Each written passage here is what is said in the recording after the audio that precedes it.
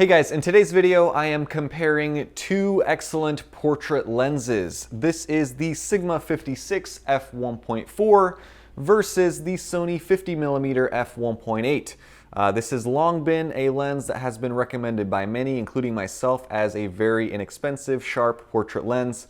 But this new Sigma has come to perhaps take the throne. So let's take a look at both of these up close first, and then we'll jump into side-by-side comparisons. The Sigma lens is just a tiny bit shorter than the Sony. It is a little bit wider, but it is slightly more compact. That front lens element is noticeably larger. F1.4 does let in a little bit more light than F1.8. However, this Sigma does not have any built-in stabilization, whereas the Sony 50 does have Optical Steadyshot.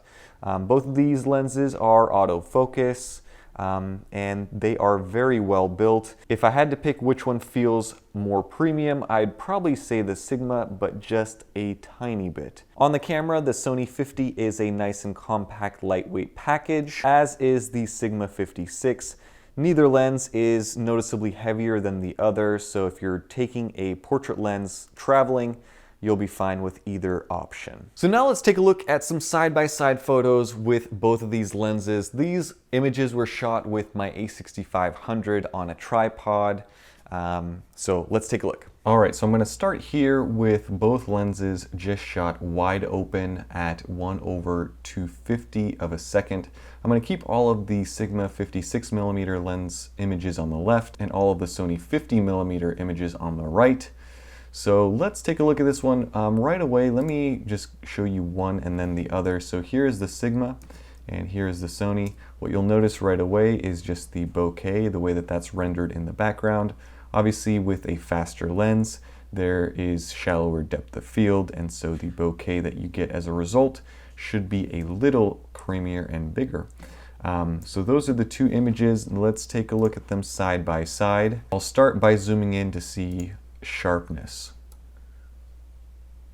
All right. Well, wow, this might be a very short video if this is the case. So Sigma on the left here, you can easily see how much sharper this is, just in the eyes, the skin around the eyes, the eyebrows. Definitely a very noticeable difference in sharpness. You can even see more detail in the hair here. You can't really tell if you're not zooming in. It looks like both images are focused correctly and both seem to appear to be sharp, but zooming in, one is clearly significantly sharper than the other. Just look at the detail in the lips even is much greater with the Sigma lens. Then when you take a look at the bokeh, here's the difference there. Obviously the Sigma has larger bokeh. And again, this is both lenses at their wide open setting. So f1.4 versus f1.8. The other settings remain the same. So in theory, the Sony at f1.8 should be sharper, but it is not. The Sigma is just a really good lens. So let's move on to the next one. This is just another portrait. What's interesting here is both of these were done at f2 with the same settings. However, the Sony 50 looks significantly brighter. I don't know if that's a result of the camera compensating for perhaps the slightly brighter background here, because it's 50mm versus 56, where that's kind of cut off. But in any case, that is a difference that I did notice. Let's zoom in here and see which one is sharper. One is definitely brighter than the other, but as far as sharpness, there is a very clear winner. That is the Sigma. The Sony 50 looks like you almost put kind of a soft filter on it. Very surprising, because again, the 50 has always been a very sharp, excellent lens.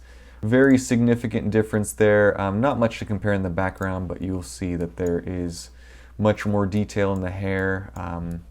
The colors look good in both. The skin tones are a little bit more natural, but that's because I think that the 50mm lens kind of blew this shot out. So let's move on to the next one. Here we have another portrait with some strong backlighting. The bokeh on the 56mm is a little better. Both of these are at f2, so same settings, but you can see that the Sigma makes the background a little more creamy. That may be the result of the focal length or the lens design. Let's take a look at sharpness here in the eyes. Both lenses look decently sharp here. In fact, the Sony 50 might be a little bit better here, surprisingly. The edge, you see some chromatic aberration with that bright backdrop. Hair detail is definitely a little better with the Sigma, so that lens may have focused a bit more on the hair. And I just use autofocus with these images to see what you get when you are just casually shooting with both of them. So this one, I'd have to say, winner goes to the Sony 50. Next shot here is done at f2.8, kind of a close-up portrait, ISO 100. Let's see. Okay, much more detail with the Sigma, much sharper. Eyes are nailed.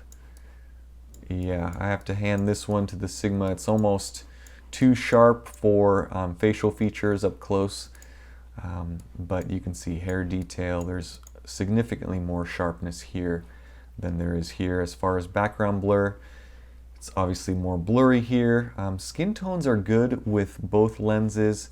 There is a slight color difference in the background. There's a little bit more pink here versus just kind of the more neutral colors on the Sony lens. But this one I'd have to hand to the Sigma again. This next shot is just the back of my wife's hair with some nice bouquet in the background. So I tried to focus on this strand of hair here. We'll see if I got anywhere near that. Seems to have misfocused a bit on the Sigma 56, and these are done at f1.7 and f1.8. For some reason the Sigma lens won't let you shoot at f1.8, only f1.7. So obviously out of focus on the face, on both lenses really. It's just a difference of where each lens focused as far as my wife's hair. But what's more interesting here is the bokeh anyway. Again, both of these are done at f1.7 versus f1.8. All the other settings are the same. Bokeh is nice and circular with the Sigma lens. There are some oval shapes with the Sony 50. It is creamy though, so I have to hand it there. But if you back up and take a look at these side by side, the bokeh at essentially the same aperture is nicer with the Sigma. And again, the focal length is working in its favor. So here's another shot, this time done at f8. I just shot some trees, wanted to see some detail as well as flaring and then what happens as far as chromatic aberration. You can see that the Sigma does a little bit of a better job, I think, with flaring. There's some nice rays here. There is some kind of bluish flaring against the sun that you don't see with the Sony 50. Let's take a look at sharpness just around here in the center. Sigma is better. Colors are also nice and rich, deeper with the Sigma lens. Moving into the corners, again, the advantage still goes to the Sigma. Checking this corner here, pretty close. Sony's not bad here. Look at this corner. Sony's not bad. Both seem to be fairly sharp here. Moving up, and here's where the Sony starts to fade a little bit, as does the Sigma. Overall, I still do think the Sigma lens is sharper when you stop it down to f8. And in this case, the colors look better on the Sigma. Here is another portrait. Again, this time same settings, f1.7 versus f8, ISO 100. And here the colors are about the same. So here is the Sigma, here is the Sony. Looking at both, if anything, the Sigma looks a little bit warmer. Let's zoom in and see which one of these is sharper. And the Sigma again is just blowing the Sony 50mm away. You can see every little minute hair on my wife's face. I'm sure she's going to get upset about me showing this, but You can see the detail in the eye, very significant here. And then you couple that with the bokeh, which is just ever so slightly better on the Sigma. This is the more pleasing image. This one is a great image, but it just is not quite as good as the Sigma. So just for fun, I put in a picture of our son. This is done with the Sigma 56, and he has a nice little frown. Here's another one of him crying. Anyway, moving on, let's take a look at some details at a distance. Both of these were done at f10, same settings, and this is kind of the standard. Let's see how much detail we can see in the corners with a brick building. Very close. If I had to pick, I'd say the Sigma retains a little more detail. The Sony is still decently sharp, nothing really to complain about, but when you compare it to the new lens from Sigma, it just is not as good looking. So I'd have to hand this one to the Sigma. So as far as nighttime photography, a lens that is f1.4 will obviously do a little bit better than a lens that is f1.8. Here's a shot that I took just the other night with the Sigma 56. You can see nice and sharp bokeh, and you can see the settings, 1/50 f2, ISO is cranked, but it's still a nice and sharp shot. As far as what I tried to compare, I took both of these lenses and I tried to shoot the same scene with both lenses wide open, and I wanted to allow the camera to do whatever it needed to with the shutter speed. And here you can see two images side by side, one with the 56, one with the 50. f1.4 versus f1.8. ISO is the same on both. However, the shutter speed is 1/20 versus 1/10. Now, if you're using this handheld, as I am in both shots, you obviously have optical stabilization in your favor on the 50, but the Sigma being a little bit faster does compensate for that optical stabilization that's built into that 50. Now, if you take both lenses and shoot at 1/20th wide open on each with ISO 3200, you can see that the 56mm is letting in a little bit more light. It's not drastically different, but it's ever so slightly brighter. And let's see, what are the last two shots here? Oh, got another one of the baby and another image shot with the Sigma 56 of my wife. This lens does amazing in low light. You can see the bokeh, nice and sharp, f1.4 in this case. So anyway, that is going to wrap things up for the side-by-side comparison. So normally when I do these comparisons, I tend to root for the underdog, that being the cheaper lens. I found that in my comparisons with Zeiss versus Sigma lenses, the Sigmas almost always come out on top. However, in this side-by-side, I was rooting for the Sigma lens all along, and boy, did it impress. Just really astounding how much sharper a lens can be at f1.8 when you stop this thing down a little bit and you shoot this wide open. Now, some of you may say that it's not fair to shoot a lens wide open and compare it to a lens that is slightly stopped down.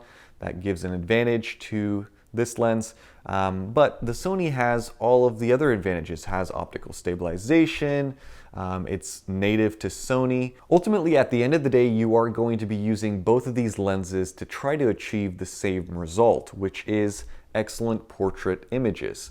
In order to get excellent portraits, you really have to shoot wide open or very close to wide open, f1.8, f2, maybe f2.8. In that scenario, even when I stopped down both of these lenses to f2.8, the Sigma was still the sharper lens. Wide open, it is just very impressive how sharp this thing is. Even at f1.4, it's sharper than this at f1.8. So kudos to Sigma. Most of you have probably already seen my review of the Sigma 56, and given these results, again, I would highly recommend that you check it out if you're looking for an excellent, amazing portrait lens for your Sony camera. As far as value, that really depends on your budget and what you are looking for. If you're not going to be pixel peeping and zooming in to 200% crops of your images, you will be perfectly fine with the Sony 50. In fact, I just had a friend this week ask me, hey, what's a good camera and lens setup for me to get great portraits? And I told her Sony a6000 and the Sony 50, because this is a $250 lens, easy on the budget, whereas eventually after using this, you may want to step up to the Sigma. If you want to jump into this right away, it is going to cost you about $450. So about a $200 price difference between these two. For me personally, it is well worth the money. I am going to keep this thing and probably sell the Sony 50 off. Now obviously the biggest advantage the Sony 50mm has over the Sigma 56 is built-in optical steady shot. So in order to test its effectiveness, what I did is I put the Sigma 56 on my Sony a5100 and the Sony 50 on my Sony a6000, mounted both cameras onto kind of a dual camera setup, and then I went and tried walking around and recording, and this is the result. As you can tell from this side-by-side video, the optical stabilization is effective. It's not going to make a drastic, huge change to how your videos look. It's not going to give you gimbal-like smoothness, but it does smooth out those small shakes and jitters that you see with video, especially with a focal length such as 50mm or 56. The optical steady shot helps out a lot. It's still not something that should discourage you from getting a lens like the Sigma 56 without any optical stabilization. That is going to be it for this review, and that is going to be it for the year. So this is going to be my last video for 2018. In fact, I have a flight to catch here in 2 hours. So we will be heading out, heading to Oregon to visit family. My next video I will be posting sometime in early January. So thank you guys for all of your likes, comments, and support. Let me know what you guys thought of this comparison and the resulting images down in the comments below. Stay tuned for more. Have a great holiday season. Happy New Year and Merry Christmas to all of you. Bye-bye.